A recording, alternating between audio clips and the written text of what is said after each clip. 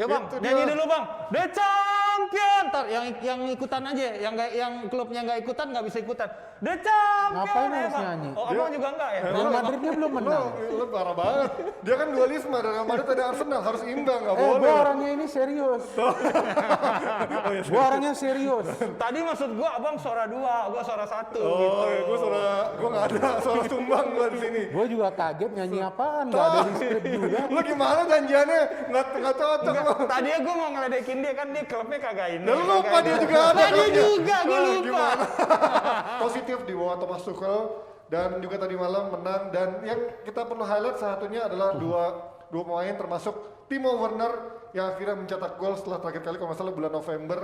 Berarti sebenarnya ini udah on the right track kan buat nggak cuma dari Chelsea-nya tapi untuk membangkitkan Werner yang juga katanya inilah peran utama Thomas Tuchel didatangkan tidak hanya untuk mengangkat tim tapi juga untuk memaksimalkan Timo Werner. Bener?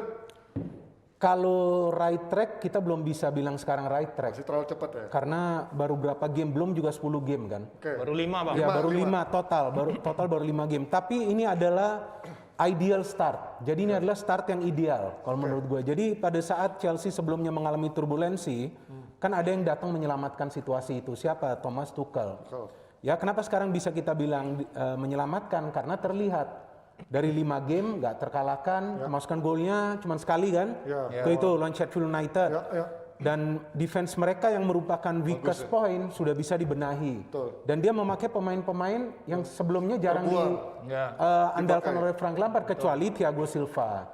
Jadi menurut gue ini adalah ideal start tapi belum on the right track. On the right track-nya itu kapan? Nanti kita lihat setelah 8 game. Kalau gue punya hitungan nih 8 game Premier League ya, not FA. 8 game Premier League kalau dia tetap begini, ya kalau kemasukan cuma 1 gol, terus menangnya tipis-tipis, nah baru bisa kita bilang on the right track. Karena belum semua pemain Chelsea diturunkan oleh Ziyech juga belum ya? Ziyech kan sementara dia bilang susah masuk planning. Pulisic, yang gue bingung nih Pulisic kenapa gak dikasih main? Padahal dia kan fit-fit aja. Jadi menurut gue ya ini start yang ideal lah bagi dia. Paling tidak kan yang sebelumnya orang mungkin meragukan, wah jangan-jangan ini tambah hancur. Kan tiba-tiba dia masuk. 2 hari latihan langsung game. Ternyata bagus-bagus saja, mau lawannya tim besar, tim kecil, yang penting kan hasil akhir. Nev, lo kalau ngeliat ini sebenarnya kan Werner nyetak gol nih, cuman kalau banyak orang yang bilang sebenarnya peluang dia tuh ada, cuman kemarin tuh dia nggak bisa efektif dalam menghasilkan peluang itu dalam cetak gol gitu. Kalau menurut lo apa yang berubah dari Werner sekarang sama Werner sebelum kemarin waktu dia puasa gol itu? Waktu di Leipzig atau tadi malam? Waktu tadi, maksudnya Werner yang tadi malam dan beberapa pertandingan di bawah Tuchel sama waktu di bawah Lampard. Apa yang berbeda dari? Sebenarnya gue nggak ngelihat ada perbedaan signifikan yang terjadi antara Werner di bawah Lampard dan di bawah Tuchel. Kalau kita secara objektif melihat ada dua variabel yang gue lihat dari Werner yang menurut gue udah cukup bagus. Satu adalah positioning, 2 itu adalah movement. Movement itu kan dengan dan tanpa bola. Kalau lihat beberapa pertandingan terakhir, sering banget loh pergerakannya dia yang berbuah menjadi hadiah penalti Chelsea ataupun assist yang dia provide. Cuman permasalahannya kekurangan Werner ini kan composure dan finishing touch, killer instinct yang membedakan antara striker biasa dan striker top. Kalau striker top nggak akan dibuang peluang kayak dia. Pun tadi malam kalau lihat secara teliti 3 peluang lebih emas itu dibuang sama dia.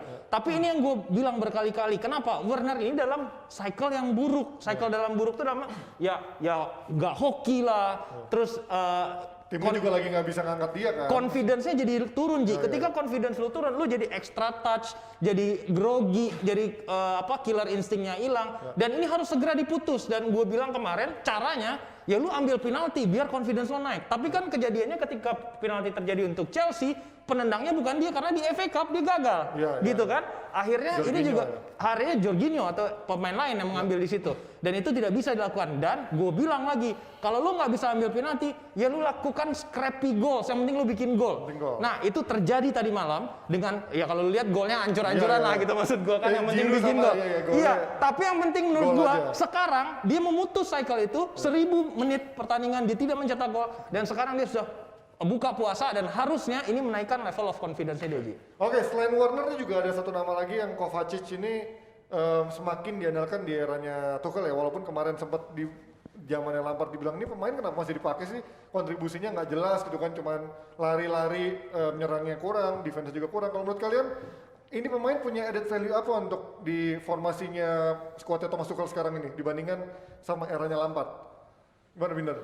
Sebetulnya dari awal musim ini Kovacic menurut gue udah improve lebih baik daripada musim lalu. Di bawah Lampard juga setiap kali dia diturunkan ya tidak mengecewakan deh. Yang penting dia kan bisa merebut bola, dia bisa memberikan passing juga. Cuman gue lihat perannya tidak begitu besar seperti sekarang. Kalau sekarang terlihat perannya besar karena Chelsea tidak hanya mengandalkan serangan dari kedua sektor sayap. Jadi serangan itu kalau lu perhatikan lebih banyak dimulai dari tengah. Antara Jorginho, Kovacic atau juga Mount. Jadi 3 pemain ini sekarang penting bagi Chelsea. Dan 3 pemain ini distribusi bolanya kalau gue perhatikan sama bagusnya. Ini penting bagi Chelsea. Jadi tidak ada satu pemain yang menonjol. Menyulitkan para pemain tim lawan untuk membaca pola serangan Chelsea ini kemana. Betul ada 2 wingback. Tapi 2 wingback ini untuk diandalkan apa? Akselerasi secara tiba-tiba dan final pass. Nah kalau final pass ini tidak perfect, tetap ada pemain lain dari tengah seperti Kovacic atau Mount. Jorginho bermain sedikit dalam kan. Dan jika lu perhatikan di game tadi pagi, bahwa Kovacic ini menurut gue man of the match. Dia berikan begitu banyak key passing. Ke Werner juga, ke Alonso juga. Dan dia pemain yang berani konfrontasi, dia berani tackling. Dan tackling dia jarang banget dia dapat kartu kuning. Nah gue ngelihat pemain ini menjadi pemain yang vital di saat form Kante juga belum seperti biasanya gitu istilahnya. Jadi maka itu Kante sulit masuk ke line up. Padahal Tuchel sudah jelaskan bahwa dia pengen nih Kante main. Tapi ya dia juga lihat kan performance. Jadi kalau dia mengkhawatirkan performance Kante, tentu dia akan pasang si Kovacic terus. Dan salah satu plus point dari Kovacic, ini bukannya gue membesar-besarkannya, tapi dia pernah bermain di 2 klub besar sebelumnya. Inter, Madrid. Apalagi di Madrid. Dia lumayan loh jadi andalan Madrid. Di Inter juga di musim kedua. Inter juga. Nomor 10. Tapi di Madrid, dia turun juga di game-game besar. Dikasih kesempatan main. Cuman kan problemnya Madrid begitu banyak pemain di tengah. Akhirnya dia di offload, mereka dapat uang. Nah ini sekarang perlahan-lahan dia sudah mulai oke. Nah satu nama lagi yang gue kemarin kaget dan juga mungkin orang banyak yang bilang ini ya banyak yang ketawain lah. Kembalinya Kepa ke starting line up ini apakah menjadi kode dia akan kembali ke habitat sebagai kiper utama atau Tuchel masih membuka persaingan dulu nih untuk melihat mana yang akan dipilih antara Kepa atau si Mendy? Ya kalau buat gue ini mah lip service nih Ji. Ya kan ini salah satu alasan Lampard disikat, dia kalah politik kan di dalam kekuasaan Chelsea yang begitu kompleks. Dalam hal dulu kan ada Michael Emanello yang di situ yang juga udah tersingkir. Sekarang kekuasaan itu ada di Marina dan juga Peter Cech. Peter Cech berkhianat terhadap Lampard dalam artian ketika di detik-detik terakhir pemecatannya dia, positioning Peter Cech justru memihak kepada Marina gitu. Dan dia paham salah satu demand yang diminta oleh Marina adalah untuk mengintegrasikan kembali Kepa kepada Lampard. Itu yang tidak didengar oleh Lampard gitu kan. Menurut gue ini lip service aja. Seenggaknya dia ngasih kesempatan sebagai manajer baru. Ini adalah periode yang tepat bagi dia untuk memberikan kesempatan ke semua pemain. Bahwa semuanya message-nya semua pemain akan mendapatkan kesempatan yang sama. Dan kalau lu nonton post-match press conference-nya itu ditanyakan sama Gary Neville kan setelah pertandingan.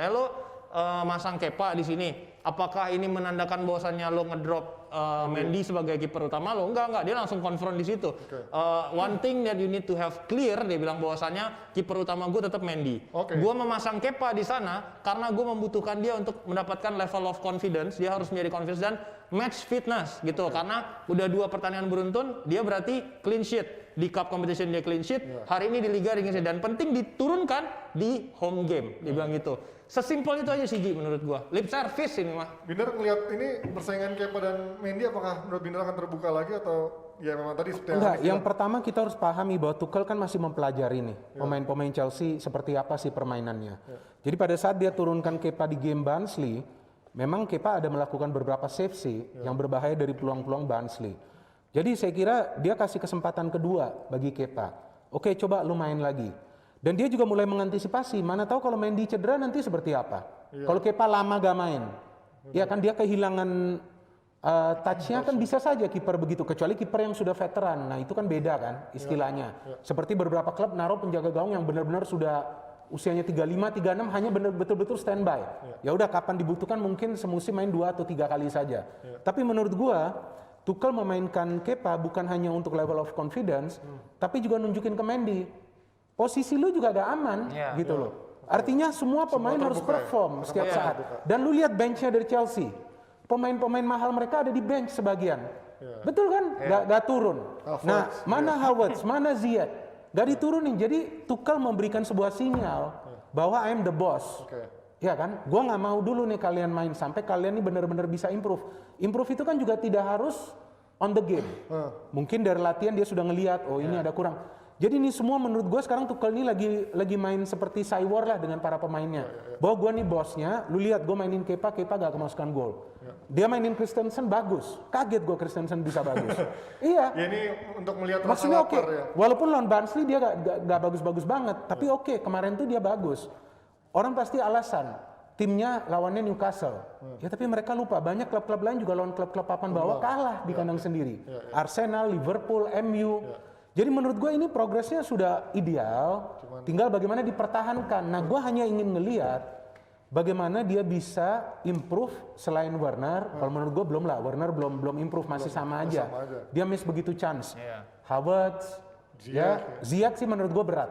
Karena dia perlu orang yang kerja keras, pemain yang kerja keras. Dengan skema ini ya? Iya dengan skema ini ya, Tuchel pokoknya lari naik turun. Jadi kayaknya untuk awalnya agak berat ke Ziyech, kecuali game yang Chelsea tampil lebih rileks lagi, andalin counter mungkin bisa main. Tapi ini juga masih periode honeymoon sih Ji menurut gua. Kalau lihat lawan-lawannya relatifly yang agak bisa menjegal kan cuma Spurs doang dari 5 pertandingan terakhir. Dan kalau lihat next week ini adalah pembuktian menurut gua apakah Tuchel ini emang pelatih yang bagus, adaptif atau enggak. Karena kan next match fixtures-nya itu kan antara lain ya minggu depan ada Southampton, tapi ada Atletico dulu. Atletico gitu kan, kalau disikat di Atletico dia kalah dia karena itu kan physical game banget. Kalau tahu itu penjahat semua di sana. Terus ada Manchester United dan juga Everton. Everton tricky match gitu. Jadi kalau dari 3 pertandingan ini 9 poin yang berhasil possible diraih, tapi dia let's say hanya bawa pulang 3 atau 4, ini akan menjadikan sebuah dinamika pasti buat Tuchel nanti. Kalau menurut gue ini belum saatnya Tuchel bawa Chelsea jadi hebat.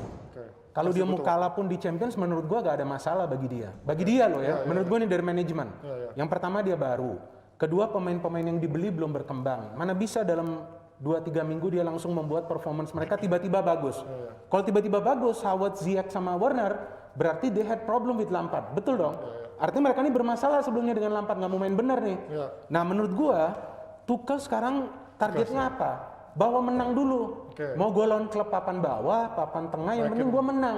Jadi build confidence, nanti kalau ketemu lawan yang kuat, para pemain juga mainnya lebih berani lagi. Bukan percaya diri terlalu tinggi, lebih berani lagi. Nanti hasil akhirnya kalah atau menang, tapi dia bisa lihat nanti bagaimana perkembangan pemain di game-game sebelumnya pada saat mereka lawan klub besar. Istilahnya kan nggak berkutik, lawan Arsenal aja kan kalah.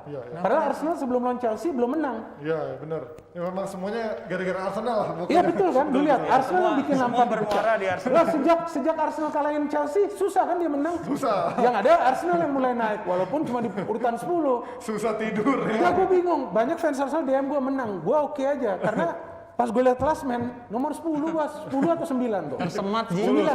9 atau 10? 10 sekarang. Nah makanya Tersemat itu. Ji. Tersemat.